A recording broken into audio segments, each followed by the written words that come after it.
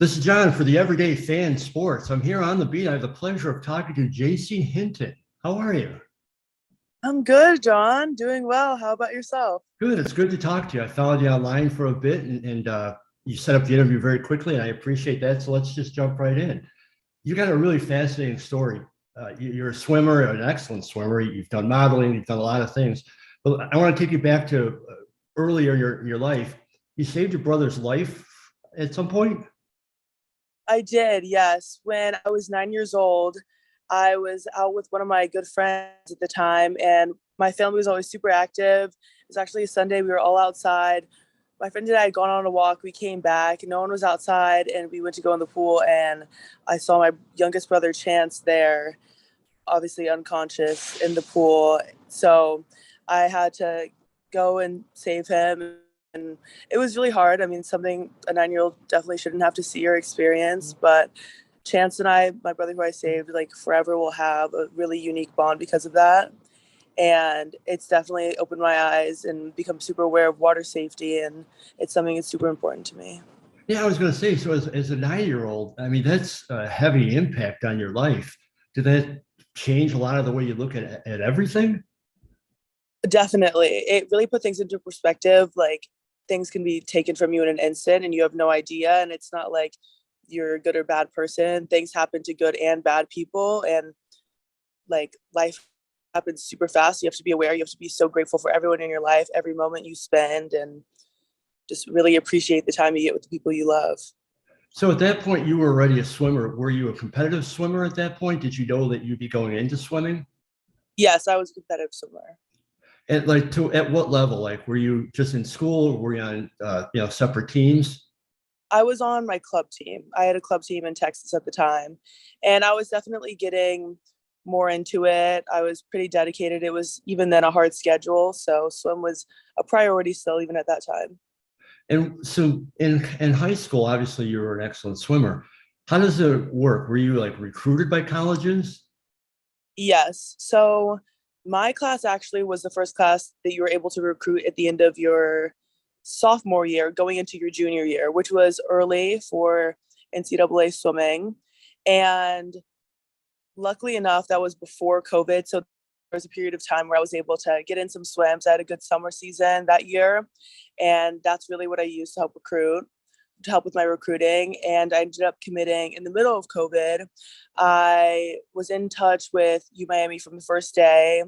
I always loved the fact that there was an outdoor pool, great weather, and great academics. And everything just aligned. And I ended up committing on a Zoom call, actually, funny enough. So, yeah. And I read that your specialty, I guess, is sprinting, swimming. Yeah.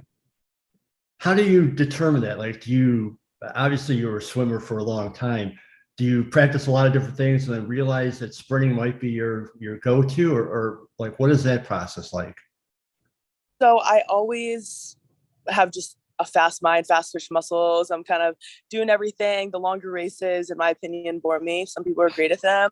That's not my specialty. I was more of just do my sprints, get out, like hyper energy all the time. And that's just what I loved. I've never connected with longer events. And it's been that way my whole life. I did some of the other strokes. I mean, I've done a little bit of everything, but it's always been on the shorter side. And when you're not in season, whether it's club or in school or whatever, what is your average week workout type? Like how much time do you devote to swimming? So swim is year round. There's, I would say, like maybe 3 to 4 weeks off a year that you get. We're just coming out of our break, getting back into it. We start full season tomorrow. And off season, I'm always going to stay active. Maybe not as much as someone who's off season would, because that's my only break. I love to run. I love to go on walks. I love just being outside. I'll go swim in the ocean. I'll do a soul cycle class. I've been taking dance classes at school recently, which have been really fun and helps with my coordination and core strength. But every other week, it's usually doubles at least 3 or 4 times a week. A lot of time it's every day. We train 6 out of 7 days a week, and it's very intense. It's a lot of time, and when you're in season and your life is swimming, everything revolves around swimming. Everything you do, like is going to affect how you practice and therefore how you race. So definitely always got to keep swimming in mind, keep training in mind, especially these 4 years, my collegiate years. I want to make sure like my last years of swimming, I probably won't go beyond this. So I want to make the most out of what I can. So when you're working out, you mentioned your core muscles. Do you do like a basic overall workout for your whole body, or are there certain parts that you focus on more? Core is definitely important. Do you mean in the water or on land? Either one or both. If you know, I'm just trying to learn more about the workout of you as a swimmer. So me personally, I really benefit from doing exercises on land, whether it's explosive, plyometric type stuff. Being in the weight room as a sprinter is obviously important, just building strength.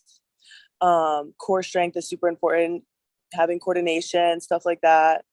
And swimming, obviously, you have to maintain your feel of the water. Like you're out for a few days, even 1 or 2 days, and it it feels different. So being in the water a lot definitely helps just with your feel for your strokes and everything.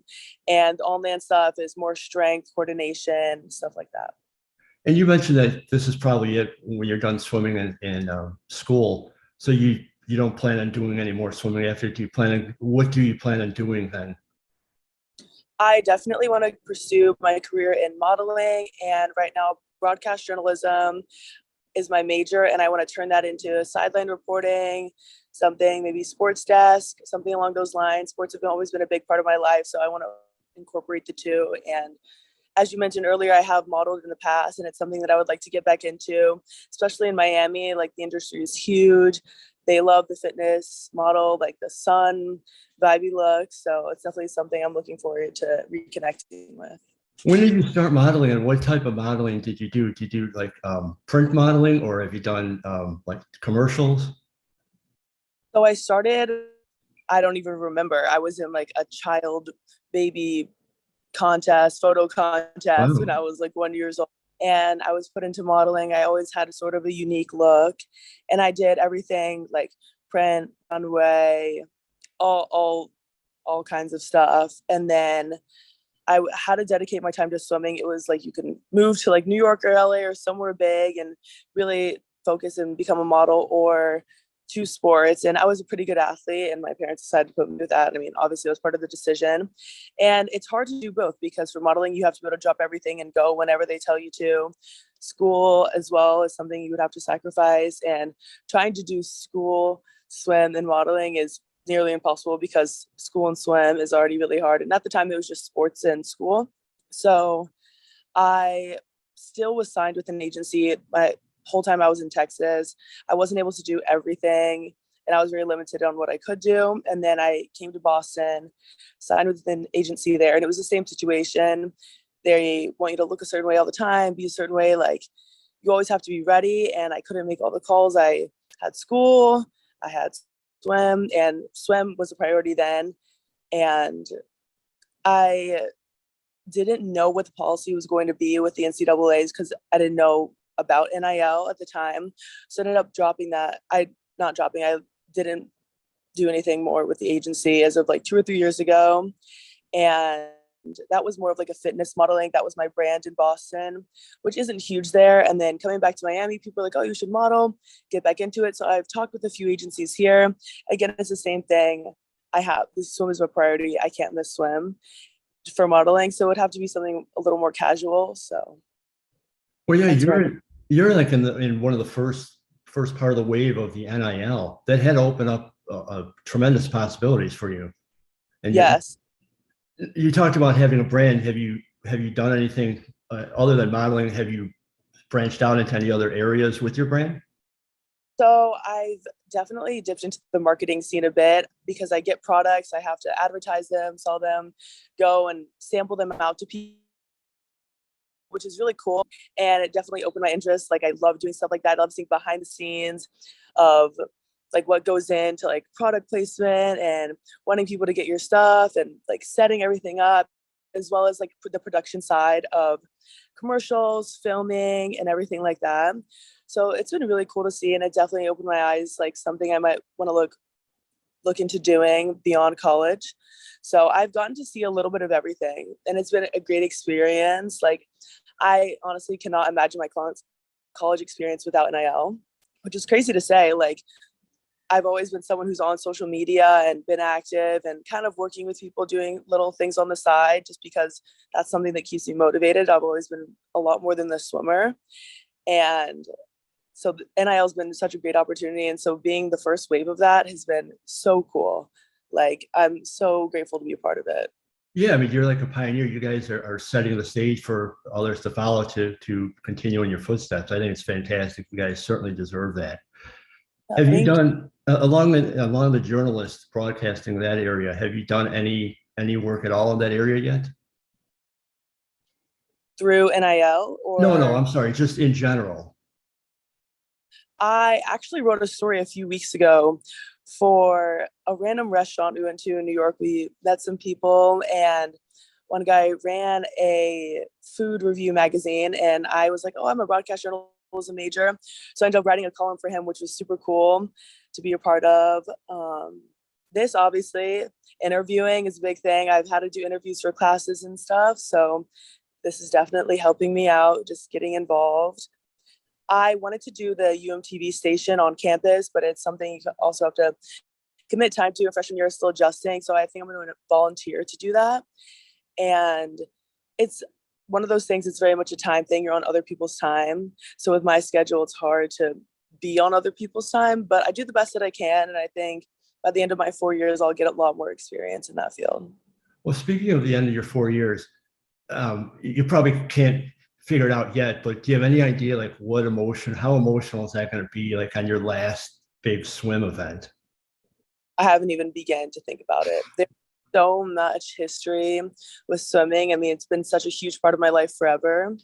And I'm glad that I've been able to build an identity outside of swim. So I know I have that to fall back on. But like I said, like when you're a swimmer, swimming is who you are. It's like, it's what you know, that's what your life is. So letting go of that is definitely going to be really hard, really emotional. A lot of work has gone into swimming. Like a lot of work doesn't even begin to describe it. Emotional, physical, every single aspect. And swim has been a great outlet. I've had my best friends come out of swim. I've learned my biggest lessons. So it's going to be tough. It's going to be tough for sure. I know I'll have a great support system. I have people to talk to. I have things to fall back on. And I just want to make sure I leave the sport knowing I did everything I could, walking away with pride, head high, and knowing what the sport has done for me. Yeah, and like you said, you're going to be so busy doing other things. I mean, you're just beginning. You're young. You've done a lot already. You've got a brilliant, bright future. And I, of course, will be following you all the way. I just think your story is fantastic, and it's really been a delight talking to you. Thank you. So tell everybody where they can find out more information about you. So my Instagram is Jacey Hinton, and that's my main form of social media. And you'll find my website there. I will definitely link this interview. I have a few articles that have been written about me. I was interviewed by ESPN for John Ruiz's segment, and he's been great. He's been definitely the biggest pioneer in NIL, I would say, with all he's done with Life Wallet and all of his athletes. So my Instagram, you can pretty much find everything, and I hope everyone chooses to follow me, and hopefully a lot more to come. Well, like I said, you've got a brilliant future. You're extremely talkative. You're personable. You've done a lot of things. You've got your hands in a lot of areas. I'm sure your future is nothing but great, and I really appreciate your time. It's been a pleasure talking to you, and good luck in the future. Yes, it's been a pleasure speaking with you. Thanks, Jacey. You have a great day now. You too. Bye. Bye-bye.